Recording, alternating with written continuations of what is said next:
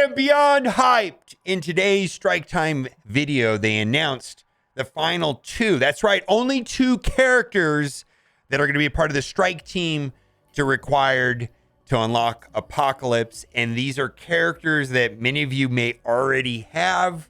And that is the original Marvel Strike Force characters, which is going to be Kestrel and Deathpool. So that's right. To unlock Apocalypse, it's going to be the Four Horsemen, the Horseman team, Spider Weaver, and these two. And then as far as gear and ISO requirements, if you want to get a baby Apocalypse, which is going to be 2 red, 5 yellow, they all need to be at gear tier 16 and blue ISO 4. And I believe the blue ISO 4 is going to be the major bottleneck for a lot of people. And then if you want the big boy Apocalypse, that is going to be 4 red, 7 yellow, and all 23 of those characters will have to be at gear tier 17 and blue ISO 5. And let me tell you, the blue ISO 5 is extremely, extremely scarce. Now, there's a couple things we're going to go over. We're going to go over the kit, and the kit looks very good. There's basically a turn 2 to an AoE and immediately take another turn and delete a character with an empowered basic attack. And there's a lot of cool things in the kit that we're going to talk about. One of the things is that his speed is 122, and it looks like Striker is going to be optimal for him. But we're going to get right into it. There's a whole bunch of lore, anything like that. I do want to read this because my understanding he's going to have the highest health in the game. Apocalypse features high health, focus, and resistance, making one of the most durable characters in Marvel Strike Force. He's the first character that can apply Safeguard immunity with an ability, and that's going to happen on his special when he goes after his first turn. He also prevents enemies from spawning with Safeguard, which is going to really mess over a lot of teams. I have to think, but Infinity Watch for sure.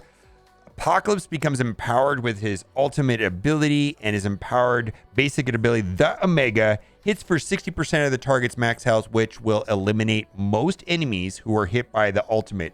So it's going to go special, turn 1, ultimate. He's going to get turn meter from his ultimate, and then he's going to go into this empowered basic, which we're going to read. And my understanding is that most of the time we'll be deleting a character, get yeeted. He is the true Omega with his Horseman allies, but also Apocalypse gains benefits by being allied with mutant tech and villains. And he definitely looks worthy of the 1-year wait. I'm pretty excited. We're going to go to the special first, or the passive first, rather. This character can't be revived, which is fine. I think they wanted to prevent people from automatically and always pairing him up with Dormammu. And they gave some explanation in the video about this. I'm completely fine with this. He's very healthy, very thick. They said he has the highest health in the game. The speed of this character and each Horseman ally can only be reduced by slow. So this is primarily a call out to Emma. And my understanding is that really this just affects Emma. So this does not affect turn meter rewind from Cersei and Icarus or anything like that.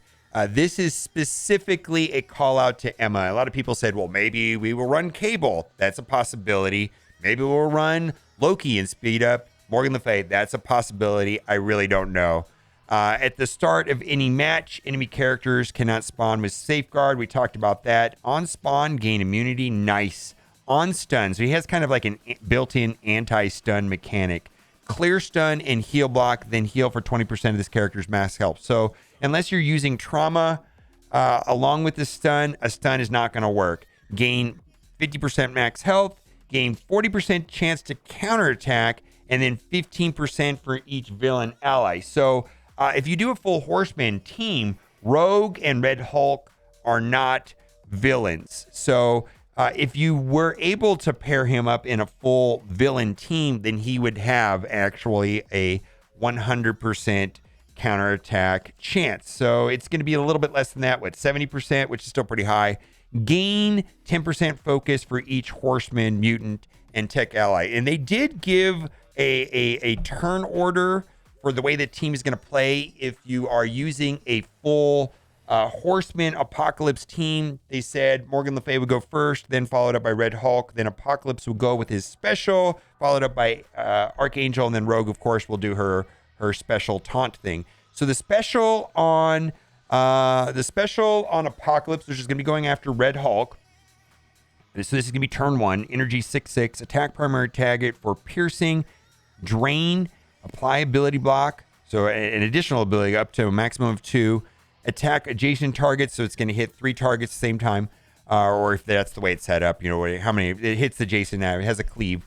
350% piercing plus drain.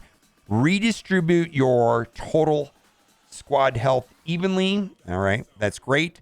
Do the following for this character: all horsemen allies and 2 horsemen allies with the highest damage. So they're really making this kit available for running Apocalypse and 2 horsemen and 2 other characters. Maybe that'll be Cersei and Icarus. I have no idea, but this is what it's going to do. Clear all effects, negative effects, apply defense up to maximum 2.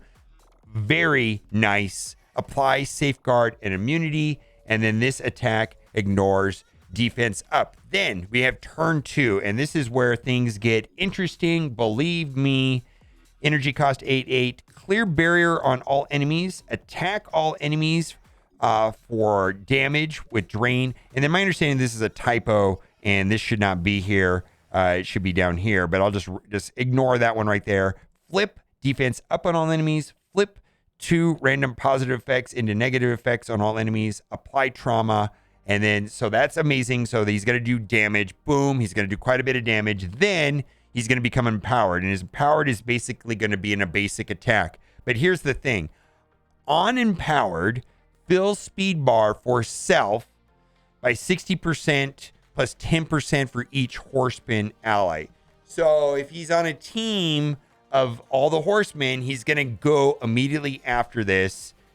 This attack right here is unavoidable, cannot be blocked or counterattacked. Let's get to this special attack. And like I said, basically immediately after this AoE, you should be able to one-shot somebody. And this is the empowered basic, the Omega. Attack primary target for 60% of target's max health. So this is not going to matter how, the 60% of their health, right? So it's not going to matter if this is the 5-star or the 7-star version. This is going to be impactful one way or another. This attack ignores death proof and passives that trigger when a character drops below a certain health. Characters killed by this attack cannot be revived. Clear empowered. This attack is unavoidable and cannot be blocked or counterattacked. Sounds scary. Let's look at the basic attack real quick, and then we will move on to the rest of the post. There's a lot of interesting things. We have some updates that we're going to talk about. A new currency in the store that looks interesting and maybe a glitch. And then we also have some responses from Archangel about some topics that we talked about yesterday. So stay tuned for that. The basic: gain offense up and speed up. Sounds good. Heal for 5% of this character's max health. Attack primary target for damage plus drain. This attack is unavoidable and cannot be blocked. And then this is also true of his ISO counterattack assist. So if he's striker and he's going into a target that has vulnerable, this will also proc, which might be very useful specifically on his AoE. Like as long as you target somebody that has vulnerable, you're going to get this as well. Gain offense up and speed up. Heal for 5% of the character's max health. Attack primary target for damage, piercing, and drain. Attack is unavoidable and cannot be blocked. What do you think? I think this is an amazing kit. I'm also very happy that it's just Kestrel and Deathpool and not a whole team of characters that we have to buy and upgrade. I feel like it's very player friendly, and I'm pretty excited. I'm actually pretty excited about this. So we'll get to some of the other stuff right here. Next month, we're going to have a month-long event for Titania. She is going to be the month-long event, and it's going to be basically 13 events that feed into her destructive diva. You're going to be able to get, 100 shards of hers plus gear 16 gear. The event schedule is listed here. My goodness. And then there's going to be, as part of this, also, we're going to have everybody's favorite, and I'm saying that sarcastically, coordinated assault milestones points. So the smartphone is going to be like the event currency. You get smartphones, and then the individual items are going to be as follow. And there's a lot of them. And it says earn up to 100 of her shards from self-absorbed orbs through the month for a guaranteed 3-star unlock by completing the whole milestones. The milestones will also reward teal gear and fully crafted gear tier 16 pieces. And so here is the smartphones, and then here are the respective points for each individual item. And then it says rack up points to qualify for a leaderboard. The 25 will earn a lot of fun items. So this is the problem that I have, is that they mention that this is supposed to be easier somehow. And I don't know if this is really easier or not. It says the shorter length will reduce the commitment to events, and they'll be more straightforward, allowing you to not get bogged down with the details. That remains to be seen. I know one of my gripes about these, there's these month-long events, and then there's weekly events, and then there's feeder events. So there's like web event that feeds into a weekly event that feeds into a month-long event. I feel like it's needlessly complicated. The jury's out on whether or not that statement up there is actually true. Stay tuned, because one of these events is going to be talking about the opportunity for 3 alliances to get a 7 red Dormammu by spending gold orbs or opening gold orbs, right? And so we've got an event right here. Let's get down into it. Trial of Strength. This event goes on February 2nd. So I'm guessing we're going to have a patch next week, either on Tuesday or Wednesday. Seems like the patches have been coming in on Wednesdays lately, but so that'd be the first, I guess. I guess. I don't know. Work with your alliance to earn raid credits and open gold orbs. And this is going to be tied to a leaderboard event a leaderboard event, which is your entire alliance, where the top 3 alliances that open the most amount of gold orbs are going to get a 7 red Dormammu. Did your alliance get a 7 red Dormammu? Yes. What did it cost? Everything. Thank you, Steve, for making that. But yeah, that's what this event is. Raid credits and gold orbs. And the top 3 alliances will get a 7 red Dormammu. 4 through 10 will get a 6 red Dormammu. Wow.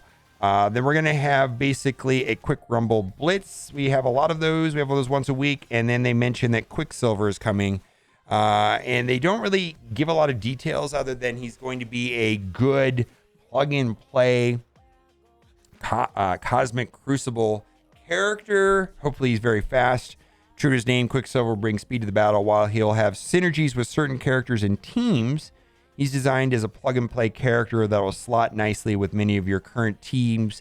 And they said that he's going to be earned, and you can get shards from him inside of Cosmic Crucible.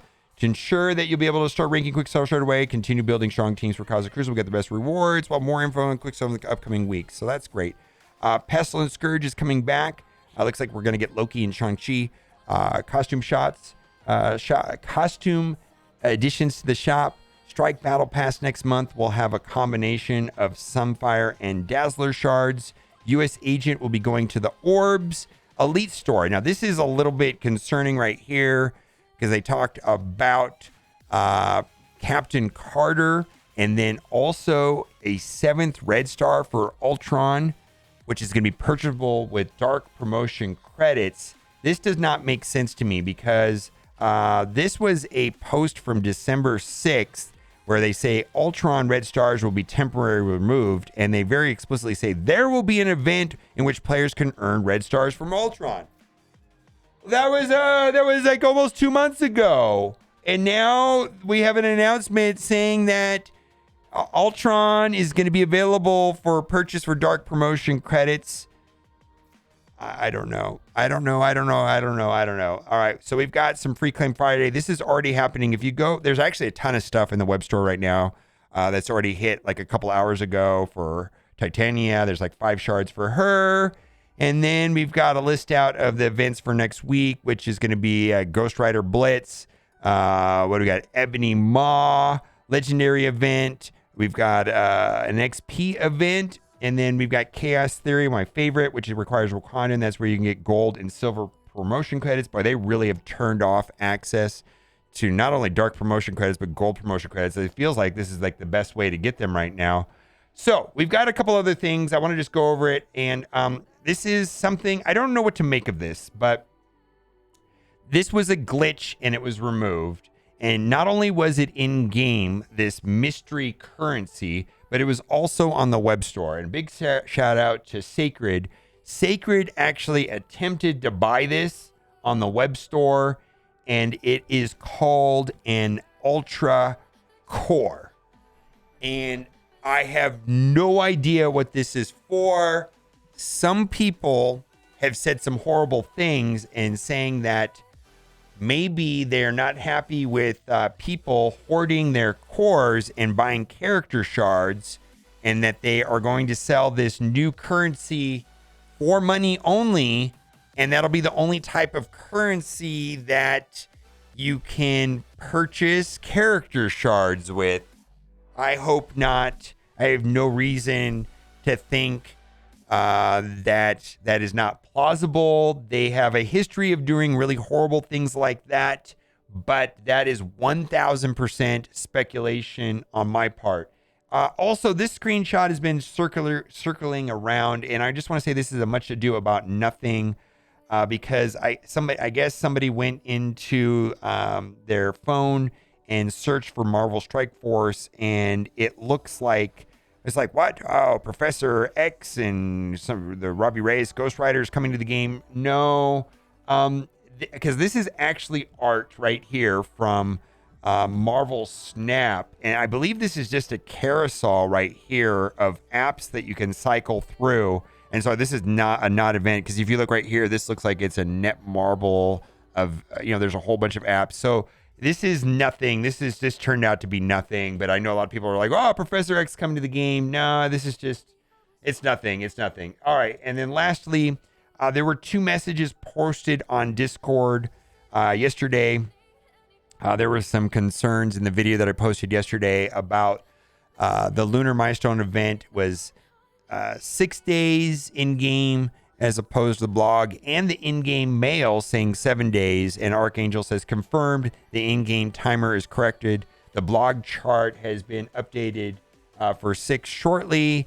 And then also there was a question yesterday about Titania orbs. When Titania on Sunday was added into the game and we could buy offers, there was a mail that came out that said she's in the red stars, and she was not in the red stars for about an hour.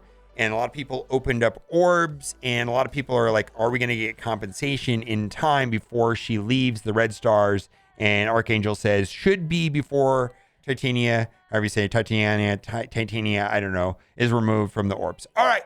I don't have a giveaway today, so normally this is where I say like the video or whatever, but thank you for watching, and bye for now. Just steal my glance. Bring me back to life.